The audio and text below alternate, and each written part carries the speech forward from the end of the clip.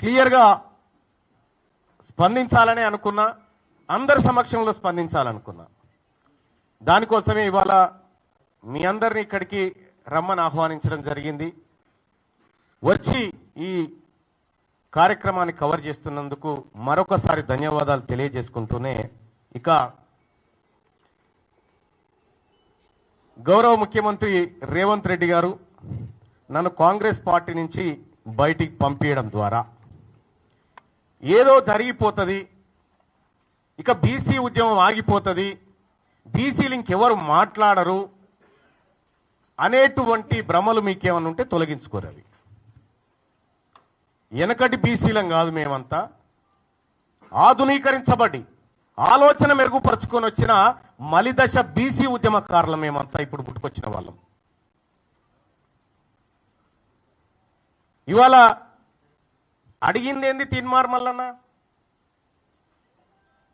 తీన్మార్ మల్లన్న అడిగింది కులగణన తప్పు, మీరు ఈ ప్రభుత్వం చేసినటువంటి కులగణన చిత్తు కాగితంతో సమానం, ఇది ఎందుకు పనికిరాదు, ఇది బీసీలను ప్రజలను మోసం చేస్తున్నటువంటి నివేదిక అని చెప్పి తగలబెట్టడం జరిగింది.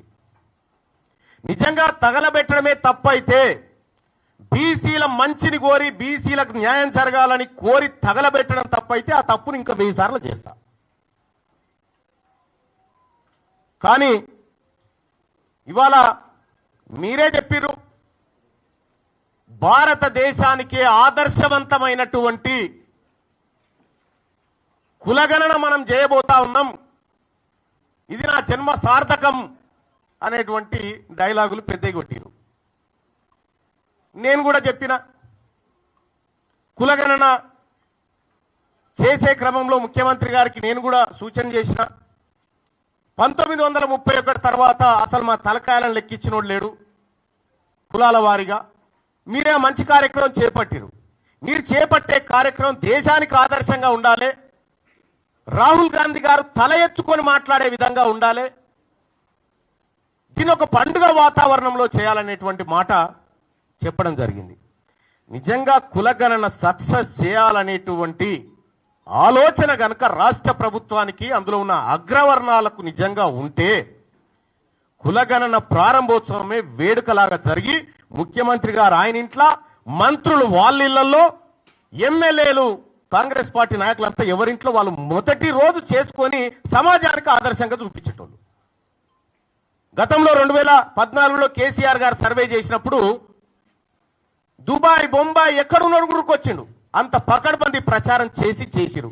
కానీ ఇవాళ తూతూ మంత్రంగా సమగ్ర కుటుంబ సర్వే అయిపోయే టైంకి, పీరియడ్ ఎండ్ ఏది మొన్న చేసిన సర్వే అయిపోయే టైంకి ముఖ్యమంత్రి గారు పిలుచుకొని ఏదో తూతూ మంత్రంగా ఇచ్చినట్టు చేసిండు. ముఖ్యమంత్రి గారికే గంత నిర్లక్ష్యం ఉన్న తర్వాత మంత్రులకు నిర్లక్ష్యం ఉండదా? కింద క్యాడర్కు నిర్లక్ష్యం ఉండదా? పోనీ చేసిండ్రేదో మీరే చెప్తిరి, ఆదర్శవంతమైన సర్వే ఎప్పుడైతే 100% చేసి 100% లెక్కల్లో పక్కాగా ఎవరి వాటా ఏందో తేల్చి సర్వే బయటకు వస్తే అది ఆదర్శవంతమైంది అంటారు.